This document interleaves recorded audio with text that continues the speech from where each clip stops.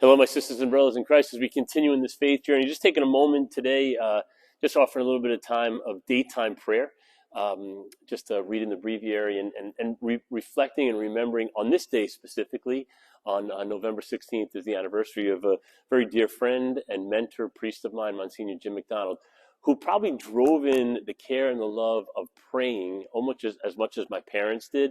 And he'd always say, Joe, you got to pray with the breviary and get out there with the beads and praying the rosary, and that's something that has always been instilled in my spiritual journey, especially as a priest. And what we've been trying to do in the past couple of days, even that last opportunity to go back to the basics, was we were discussing a little bit about the prayer book that we have in the back in the front of the church, where you can come and sign in and ask for some specific intentions. But throughout this time is just to do just that. It's like to get involved and just to pray.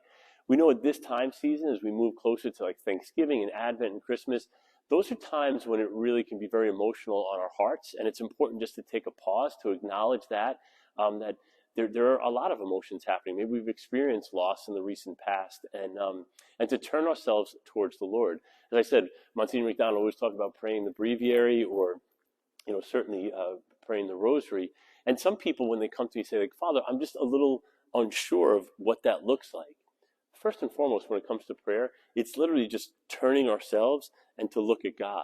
And that in itself is the prayer. But for some, maybe it is bringing in some scriptures. Maybe it is praying some of those rote prayers that are in the rosary, like an Our Father, a Hail Mary, or Glory Be. Those are just help us to enter into that conversation with the Lord. But in other reasons, or other ways that we do that, we know that in the month of November, we have right here in the church, we have the memory book of all the names of the deceased who have passed, certainly within this past year. And even if you came in, just took a little bit of quiet time, read some of the names, to know that these are our loved ones that have been connected to our parish, who have passed in either this last most immediate year or in the past couple of years.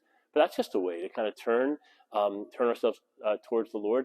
And while you're reading, you might come upon a name that you're like, wow, I remember him or her. I remember that family. And that's also part of that prayer of remembrance. We know, too, throughout the church, we have the candles and that sense of intercessory prayer. Maybe it's to light a candle and to pray for a loved one who might be going in for some surgery, or has a big doctor's appointment or a big test.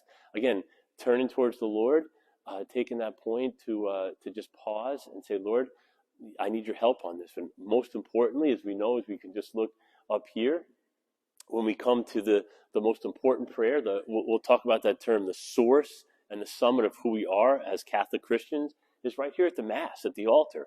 And we know we have Mass every single day. We also have adoration, the opportunity, again, to put ourselves in front of Jesus in the Blessed Sacrament, and just to pause in the midst of these next couple of weeks, that for some, it could be pretty emotional, pretty challenging. And so let's turn ourselves, let's face the Lord and ask him to enter into our hearts, to penetrate some of those areas that maybe there is some tension, some struggle, some anxiety, or some worry.